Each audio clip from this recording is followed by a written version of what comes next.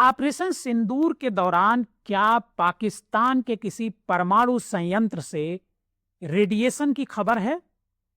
Social media पर इस तरह की बहुत सारी खबरें दौड़ रही हैं। सोशल मीडिया पर यह बताया जा रहा है कि पाकिस्तान के परमाणु संयंत्र संयंत्र में रेडिएशन की खबर है और रेडिएशन की वजह से लोगों को उल्टी और दस्त हो रही है। इस तरह का एक लेटर भी सोशल मीडिया पर वायरल हो रहा है, जिसमें पाकिस्तान की तरफ से यह बताया जा रहा है कि परमाणु संयंत्र की देखरेख करने वाली एजेंसी अंतर्राष्ट्रीय परमाणु ऊर्जा एजेंसी IAEA से गुहार लगाई गई है कि वो आकर के इसको ठीक करे।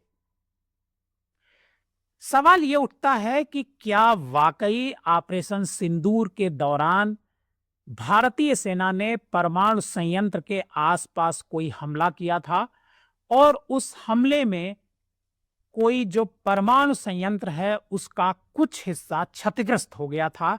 ये एक बड़ा सवाल है। हालांकि पाकिस्तान और भारत दोनों के विदेश मंत्रालय ने इस बात से साफ तौर पर इनकार किया है।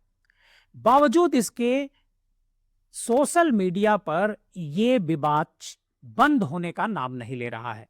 सोशल मीडिया पर लोग ये मैसेज ट्रेवल करा रहे हैं, बता रहे हैं कि पाकिस्तान को बहुत बड़ा नुकसान हुआ है, परमाणु संयंत्र पर उसके खतरा मंडरा रहा है और जिस तरीके से भारत ने हमला किया है उसके बाद परमाणु संयंत्र में दरार आ गई है और उस दरार की वजह से बहुत सारा रेडिएशन हो रहा है, जिसकी वजह से लोगों को उल्टी और दस्त भी हो रहे हैं।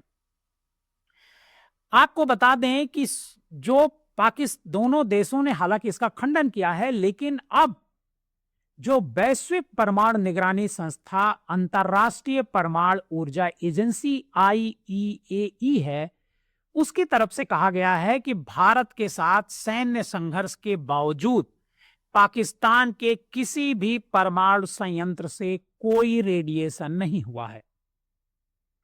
इंडियन एक्सप्रेस की एक रिपोर्ट के मुताबिक वियना स्थित वैश्विक परमाणु निगरानी संस्था का जवाब भारतीय वायुसेना के पहले से दिए गए जवाब से मेल खाता है। वायुसेना ने कहा था कि भारत ने पाकिस्तान के किराना हिल्स में किसी भी टारगेट को निशाना नहीं बनाया है, जहां कथित तौर पर कुछ परमाणु प्रतिष्ठान स्थित हैं। IAEA के प्रवक्ता ने इंडियन एक्सप्रेस से कहा कि आप जिन रिपोर्टों का जिक्र कर रहे हैं हम उनके बारे में जानते हैं। IAEA के पास उपलब्ध जानकारी के आधार पर पाकिस्तान में किसी भी परमाणु संयंत्र से कोई रेडिएशन या रिलीज नहीं हुआ है।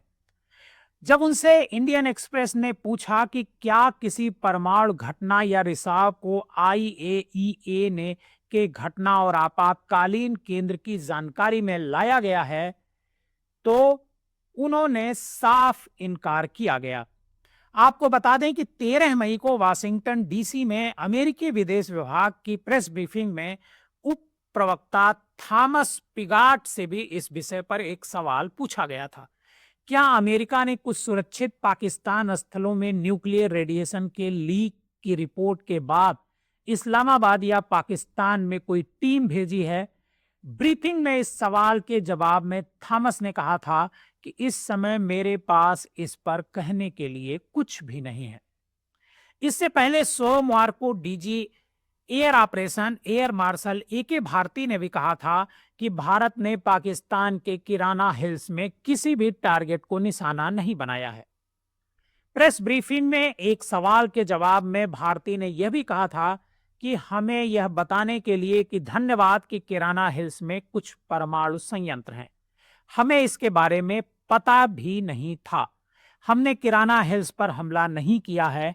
मैंने कल अपनी ब्रीफिंग में इस बारे में जानकारी दी थी। वैसे अमेरिकी राष्ट्रपति डोनाल्ड ट्रंप द्वारा परमाणु युद्ध की अटकलों के बारे में पूछे जाने पर विदेश मंत्रालय के प्रवक्ता रणधीर जायसवाल ने कहा था कि पाकिस्तान के विदेश मंत्री ने खुद रिकॉर्ड पर परमाणु हमले की बात से इनकार किया है। उन्होंने कहा कि जैसा आप जानते हैं कि भारत का दृढ़ रुख है कि वह परमाणु ब्लैकमेल के आगे नहीं झुकेगा या इसका हवाला देकर सीमा पर आतंकवाद को संचालित होने की अनुमति नहीं देगा।